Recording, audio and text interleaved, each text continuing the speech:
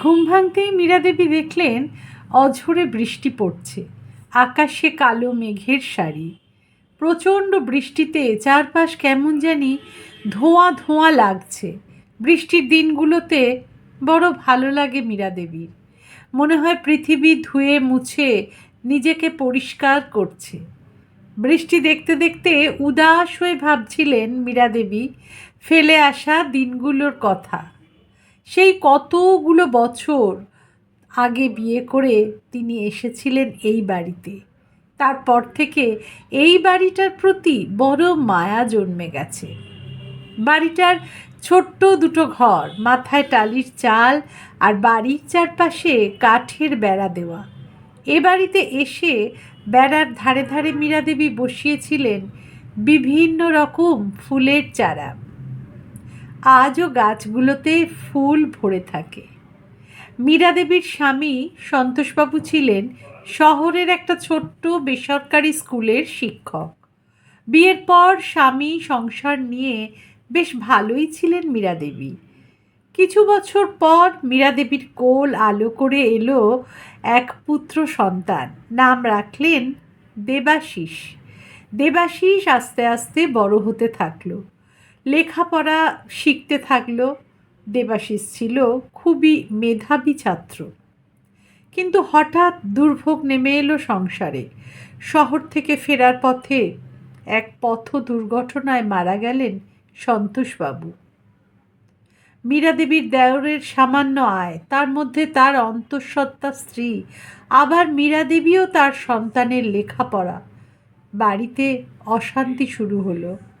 মীরা দেবী বাড়িতে সেলাই করে বা বাড়ির বাগানে বিভিন্ন সবজি চাষ করে দেওরকে সাহায্য করার চেষ্টা করতে লাগলেন। এইভাবে কোনো রকমে চলতে থাকলো সংসার। দেবাশিস তখন ক্লাস 8-এর একজন কৃতী ছাত্র। দেবাশিসের লেখাপড়াতে মন দেখে ওর কাকা সব সময় ওকে উৎসাহিত করত। কিছুদিন পর আবার বাড়িতে এলো সন্তোষবাবুর ভাই শশাঙ্কর মেয়ে তুলি। ছোট্ট তুলি বড় হতে থাকলো। দেবাশিস খুব ভালো ফলাফল করে উচ্চ মাধ্যমিকে পাশ করে বাড়িতে জানালো সে শহরের বড় কলেজে পড়তে চায়। মীরা দেবী বাধা দিলেন না।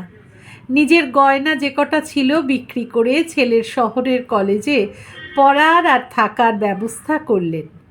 দেবাশিস শহরে শুরু করলো লেখাপড়া। মীরা দেবী দেওরের সাহায্যে ও নিজে সারা দিন পরিশ্রম করে ছেলেকে মাসে মাসে টাকা পাঠাতে থাকলেন। বছরের পর বছর উত্তীর্ণ হয়ে দেবাশিস এগিয়ে যেতে থাকলো। ছোট্ট তুলিও বড় হয়েছে, ভর্তি হয়েছে গ্রামের স্কুলে। জেঠিমার বড় আদরের সে। খাওয়া ঘুম সব জেঠিমার কাছেই। এইভাবে দিনগুলো কাটছিল। অনেকগুলো বছর কেটে গেছে। লেখাপড়া শিখে দেবাশিস এখন এক নামজাদা ব্যাংকে চাকরি করে। বাড়িতে খুব কম আসে। টাকা জমিয়ে চেষ্টা করছে শহরে নিজের ফ্ল্যাট কেনার। মীরা দেবী মাঝে মাঝে ভাবেন, এখন কি ছেলেটা পারে না পরিবারের পাশে দাঁড়াতে? বাবা সব সময় মানুষের এত সেবা সাহায্য করতেন, কিন্তু ছেলে এত স্বার্থপর হলো কিভাবে? কিছুদিন পর দেবাশিস মাকে জানালো সে তার বান্ধবী ডোনাকে বিয়ে করতে চায়। ডোনার বাবা রাজি। তিনি মেয়ে জামাইয়ের থাকার জন্য একটা ফ্ল্যাটও কিনে রেখেছেন। মীরা দেবী সব শুনে বললেন, তোমার যেটা ঠিক মনে হয় সেটাই করো। কয়েক মাস পর দেবাশিস ফিরল স্ত্রীকে নিয়ে বাড়িতে।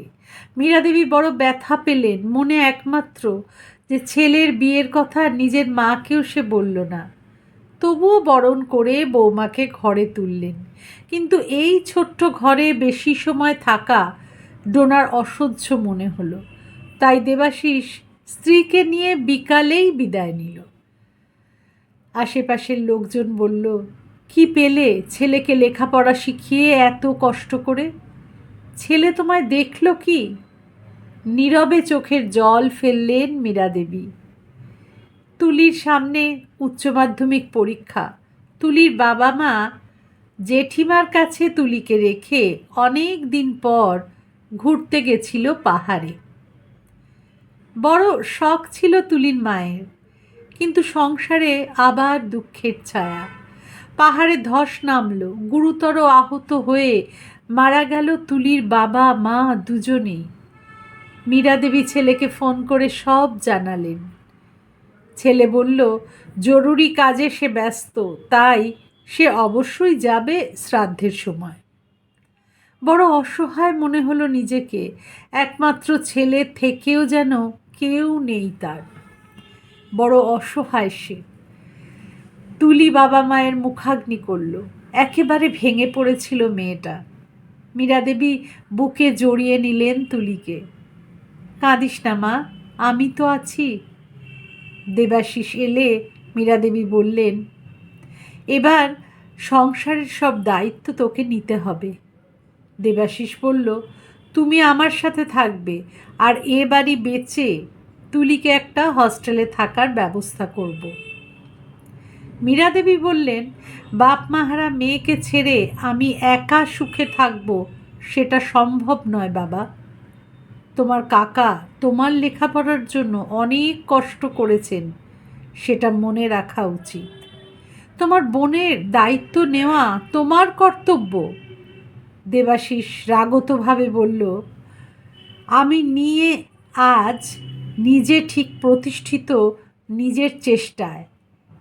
একে ডোনার সাথে তোমাকে মানিয়ে চলতে হবে, বাড়তি বোঝা আবার ওই মেয়ের দায়িত্ব নেওয়া আমার সম্ভব নয়। হতবাক হয়ে গেলেন মীরা দেবী। আজ তিনি ছেলের কাছে বোঝা মাত্র। চোখ থেকে জল গড়িয়ে পড়ল। কঠোর স্বরে বললেন, এই বাড়ি বিক্রি করা নিয়ে তোমাকে ভাবতে হবে না, তুমি তোমার সংসার নিয়ে থাকো, আমি তুলিকে নিয়ে এ বাড়িতেই থাকব। জেঠিমা, তুলির ডাকে হুঁশ ফিরল মীরা দেবীর। কি ভাবছিলে এত দাদার কথা? হ্যাঁ রে মা, ছেলেটাকে শিক্ষিত করতে পারলেও মানুষ করতে পারিনি। পরিশ্রম করে মীরা দেবী তুলিকেও শহরের কলেজে পড়িয়েছেন।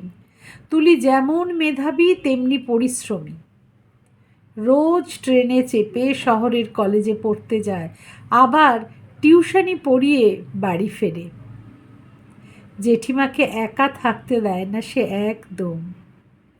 দেবাশিস আর গ্রামের বাড়িতে ফেরেনি, মা বোনের খোঁজ নেওয়ার প্রয়োজন মনে করেনি। নিজের কেরিয়ার নিয়ে ভীষণ ব্যস্ত সে। অনেকগুলো বছর কেটে গেছে। বাবা হয়েছে দেবাশিস। ব্যাংকে নতুন ম্যানেজার এসেছেন, আগের দিন সবাই ওয়েলকাম করেছে।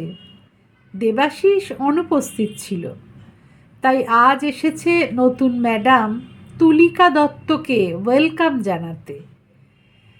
ম্যানেজারের ঘরের দরজাটা খুলতেই হতবাক দেবাশিস। তার সেই ছোট্ট বোন তুলি বসে আছে চেয়ারে, যার দায়িত্ব নিতে সে অস্বীকার করেছিল। তুই মানে আপনি তুলি তো?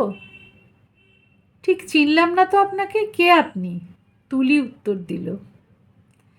পাশ থেকে রায়বাবু বললেন, দেবাশিসবাবু, নতুন ম্যানেজার ম্যাডামের সাথে কিভাবে কথা বলছেন আপনি? যা হোক করে ওয়েলকামটা বলেই পালিয়ে এলো দেবাশিস। সেখান থেকে বিবেকের দংশন যেন কুড়ে কুড়ে খাচ্ছে তাকে। বেশ কিছুদিন পর নতুন ম্যানেজার ম্যাডামের থেকে ইনভিটেশন পেল সবাই তার জন্মদিন উপলক্ষে। এত বছর ধরে তুলির প্রতিটা জন্মদিনে নিজের হাতে পায়েস করে খাইয়েছেন মীরা দেবী। তিনিই বলেছেন সবাইকে নিমন্ত্রণ করার জন্য। নতুন ম্যানেজার, তাই সবাই গেল সেখানে। দেবাশিস উপস্থিত স্ত্রীকে নিয়ে। দেবাশিস দেখল কি বিশাল আয়োজন, বড় ফ্ল্যাটের চারিদিক সুন্দর করে সাজানো। বিশাল বড় কেক আনা হয়েছে। কিছু সময় পর তুলি এলো মীরা দেবীর হাত ধরে। দেবাশিস দেখল গরদের শাড়ি আর হালকা গয়নাতে কি সুন্দর লাগছে তার মাকে। সবাই আনন্দ করছে, কেক কাটা হলো। মীরা দেবী সবার উদ্দেশ্যে বললেন, আপনারা সবাই আমার মেয়ের জন্য শুভ কামনা করবেন, যাতে ওর ভবিষ্যৎ আরও উজ্জ্বল হয়। তুলি জড়িয়ে ধরলেও মীরা দেবীকে। মীরা দেবী স্নেহের চুম্বন এঁকে দিলেন তুলির কপালে। সবাই হাততালি দিচ্ছে আর সেদিকে ফ্যাল করে তাকিয়ে রয়েছে দেবাশিস। মীরা দেবী মেনে নিয়েছেন তার একটাই সন্তান, যাকে তিনি শিক্ষিত করে প্রকৃত মানুষ করতে পেরেছেন। কলমে শ্রাবন্তী মিস্ত্রি, কণ্ঠে রুনা।